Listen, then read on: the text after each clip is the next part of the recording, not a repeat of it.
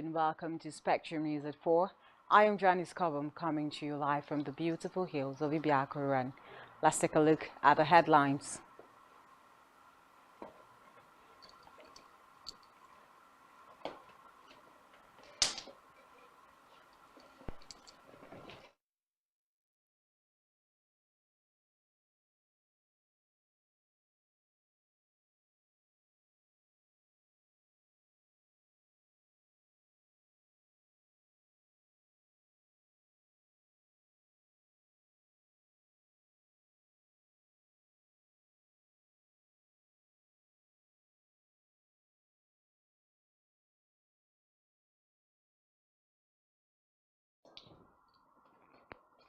Federal government fixes September 13 for promotion examinations for civil servants.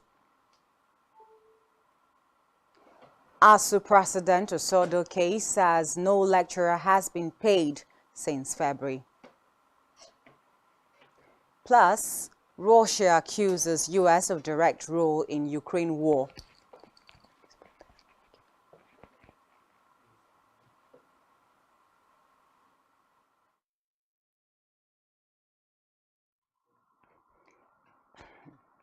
Details of these headlines and other stories shortly.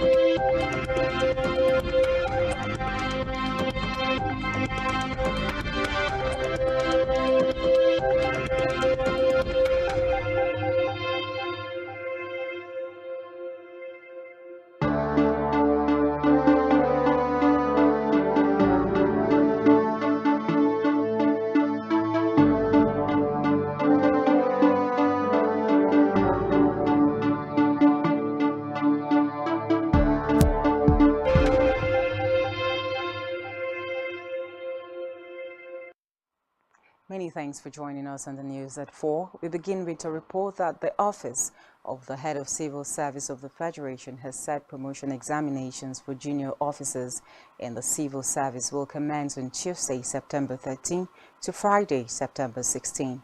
This was announced in a circular signed by the Permanent Secretary, Career Management Office, which was made available to our newsmen in Abuja. It could be recalled that the examination was initially slated to have been held between Tuesday, August 2 and Friday, August 5 across the Federation. The office regretted all the inconveniences caused by the postponement and noted that the deadline for registration and closure of portal was reslated to August 19.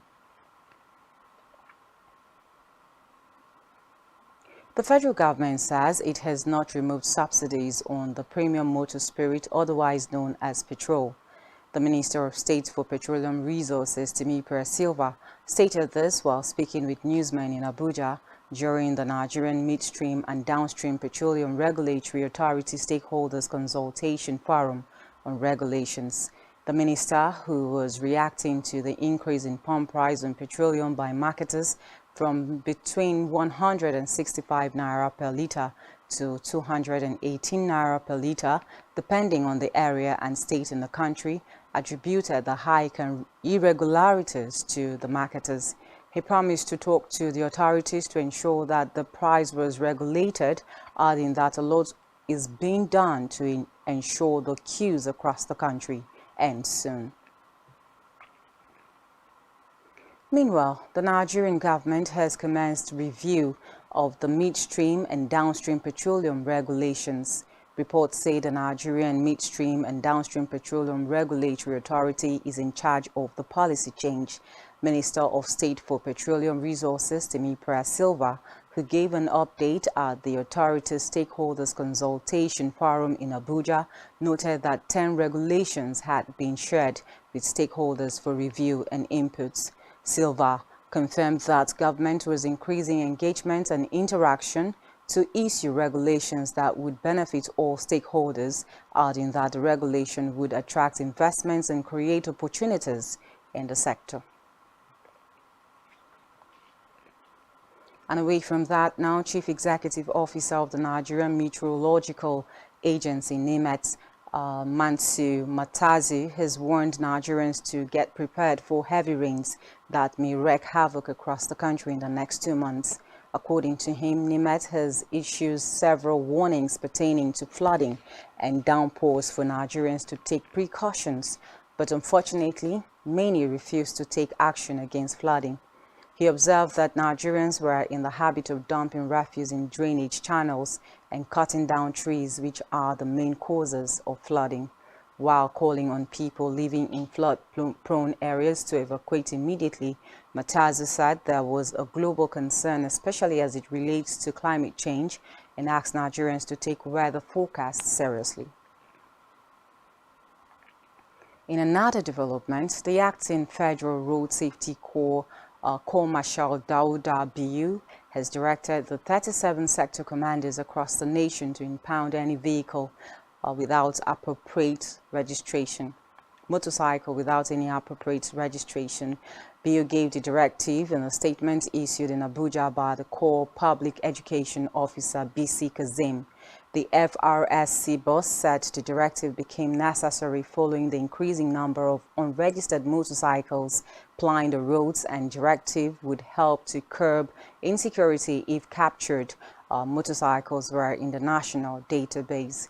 Biyu urged sector commanders to immediately liaise with the boards of internal revenue in their states, as well as the police, the vehicle inspection officer, and other stakeholders to set up a task force for effective enforcement.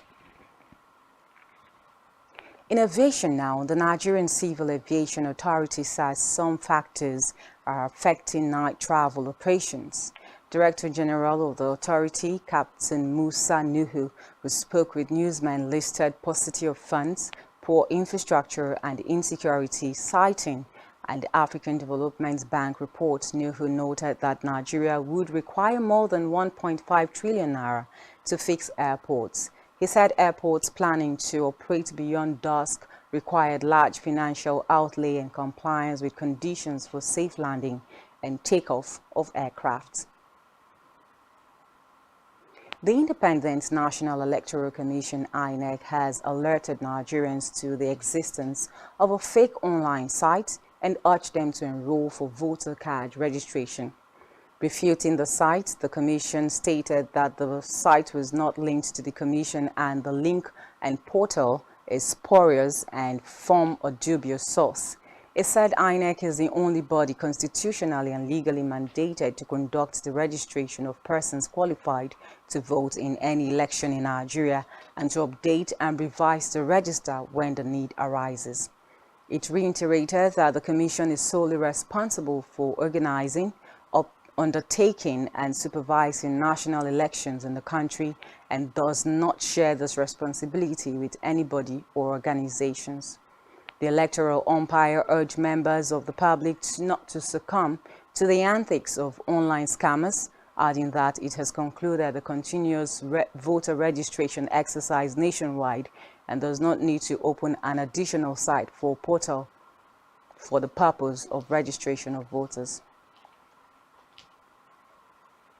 In education now, an academic staff union of universities, ASU, says none of its university lecturers has been paid since the union embarked on strike in February. During a televised interview, ASU President Emmanuel Osodeke accused the federal government of using hunger as a tool to force the striking lecturers into returning to their classrooms. Noting that their salaries have been held for the past 6 months, Osodeke said the striking union members would not be deterred by non-payment of their salaries. It would be recalled that ASU had on February 14 embarked on strike to press home its demands for a better welfare package, revamping of the nation's education sector, among others. And elsewhere, judiciary staff under the auspices of the Judiciary Staff Union of Nigeria, JUSN, in Oyo State, has directed their members to stay at home. According to the union, the decision to embark on the strike was due to the non-payment of their July salaries. Reports saying in a bid to enforce the order, the workers locked the Iyagunku Magistrate Court and High Court's gates. Other people who were supposed to be in the courts and vehicles were restrained from entering the premises. Jusun Public Relations Officer in the state, Obafunso Okulaja, confirmed that the union had told their members to embark on the strike. And back here, the International Worship Center project in the state, initiated by the Governor Udom Emmanuel's led administration, is set to be completed by the first quarter of 2023. The announcement was given when Governor Emmanuel inspected the pace of work at the site.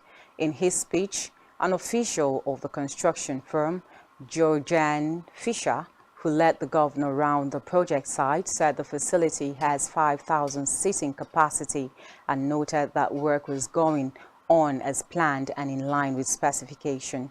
Fisher blamed the seeming delay in the completion of the project on logistics challenges occasioned by the COVID-19 disruptions. Meanwhile, speaking to reporters after the inspection, the State Commissioner for Lands and Water Resources, Inyobong Ekong, said the project would be completed by the first quarter of next year.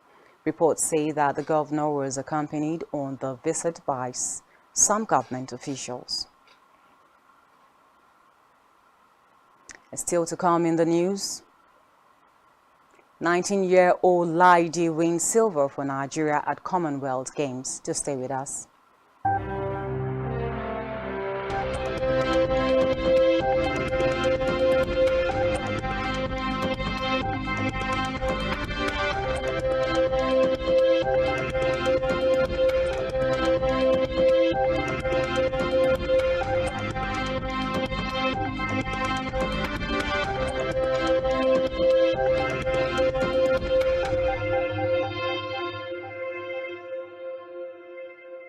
A knowledge of global businesses, economic activities, a new wave of the stock market, forex market, cryptocurrencies, and NFTs creates new dynamics towards emerging market millionaires and billionaires. From the dot-com era to the oil booms, the fundamental news drives the market. This is Business 360, taking you to the business around the globe. Join us from 11:30 a.m. to 12 p.m. weekdays, exclusive on Spectrum Television. Business 360, your prism to world businesses.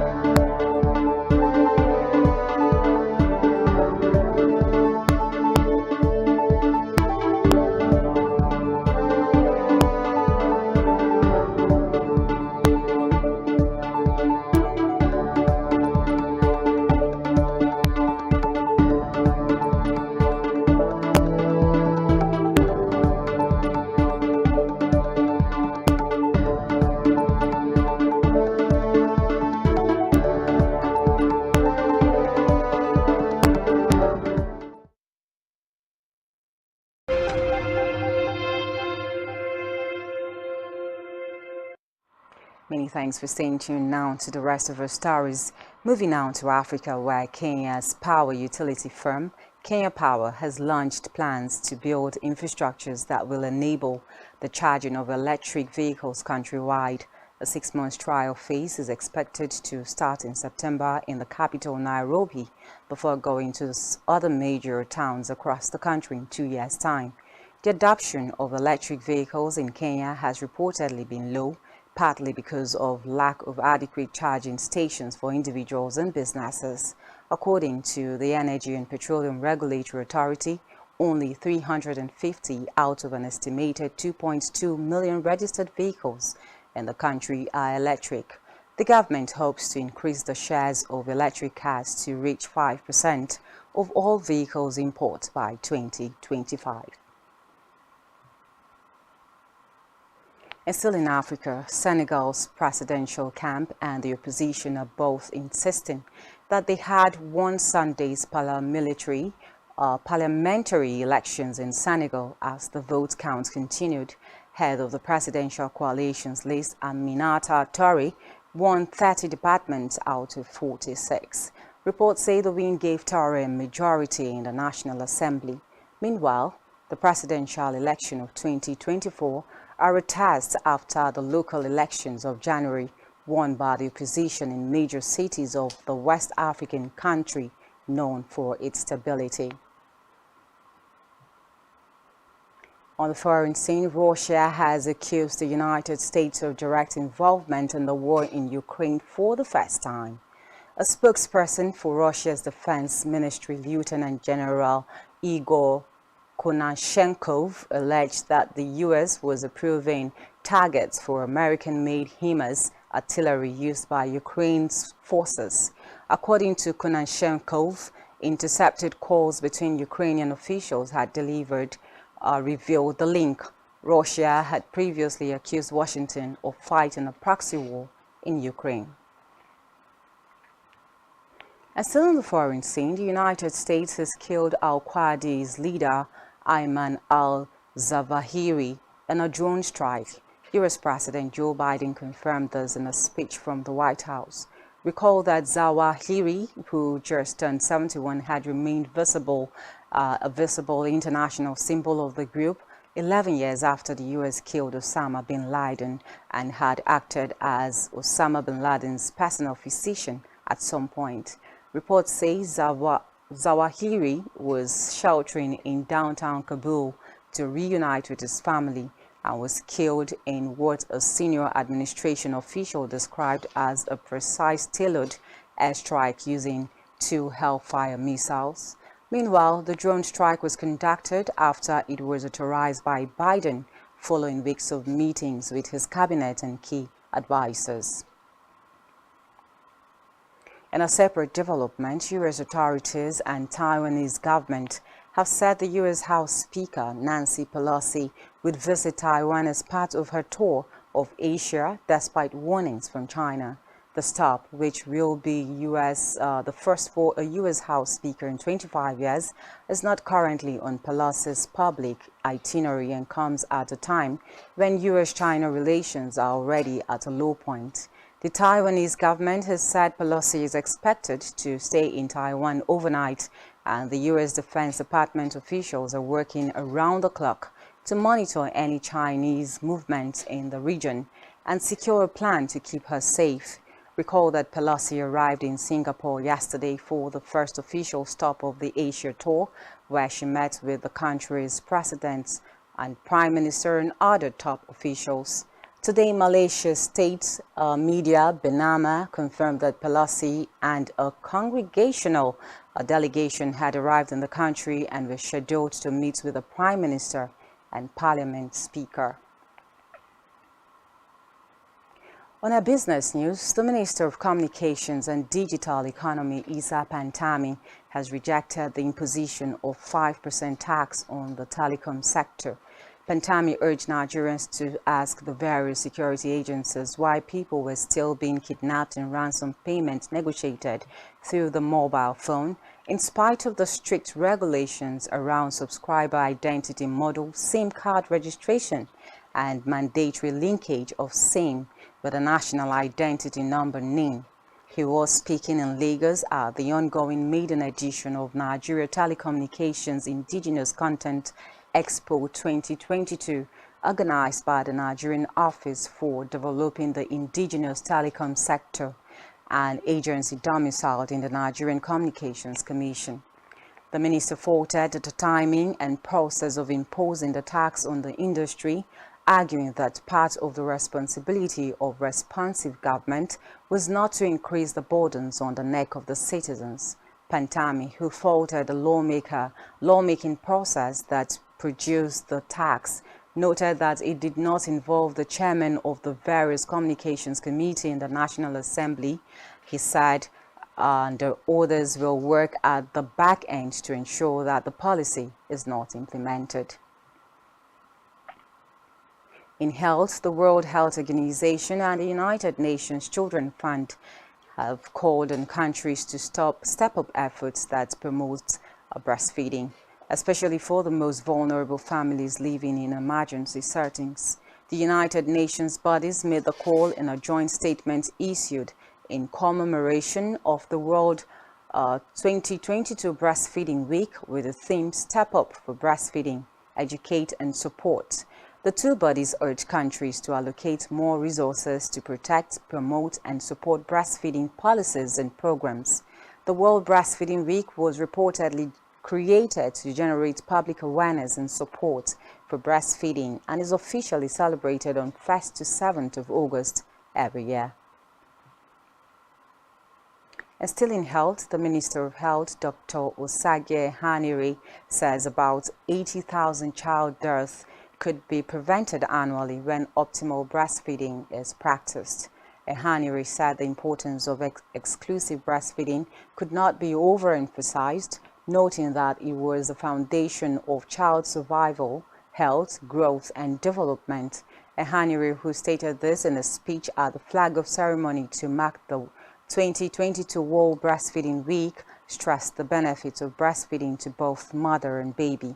The minister said breastfeeding provided every child with the best possible start in life, adding that the ministry aims to reach the 2025 World Health Assembly targets of raising the rate of exclusive breastfeeding to at least 50%. And in sports now, Nigeria 19-year-old weightlifter Taiwo Laide has won a silver medal at the ongoing 2022 Commonwealth Games in Birmingham. Laide, who competed in the women's 76-kilogram weightlifting event, finished second behind Canada's Maya Lalo, who set a new Commonwealth record with a lift of 128 kilograms. Nigeria, currently ranked 9th on the medal standing, had earlier won 2 gold and 2 bronze since the start of the Games. And still in sports, Nigeria's table tennis men's team have recorded an important 3-2 win over Malaysia in the quarterfinals to set up a semi-final clash against defending champions India today. At the ongoing 2022 Commonwealth Games in Birmingham, the Malaysians drew the first blood in the doubles events when the partnership of Javin Chong and Kim Wong defeated the Nigerians duo of Olajide Omotayo and Bode Abiodun by 3-1 to give the Asian team a 1-0 lead. Quadri Aruna was set up against Malaysia's top seed Che Feng Leong, and the two players entertained the fans with their shots and strokes, but Aruna prevailed 3-1 to make it 1-1 major for Nigeria. However, the Malaysians took another lead when Wong beat Abiodun 3-0, while Omotayo put the match at par when he defeated Leong 3-1 to set up a deciding clash between Aruna and Chong.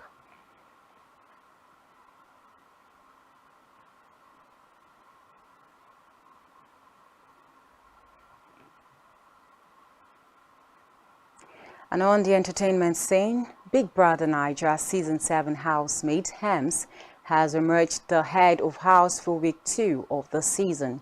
This was announced after the Big Brother Naija Level Up housemates had their head of house games. The Level 1 and Level 2 housemates came together to play the head of house games in the arena, and Hems became the best performing housemate. Following his performance, Big Brother announced him as the second head of house for the season.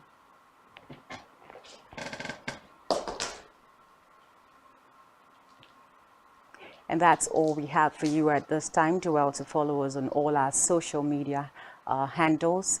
Follow us at Facebook and subscribe to our YouTube channel, all of which you can find at spectrumtv.ng. You have been watching Spectrum News at 4. I am Janice Cobham. Do have a great day.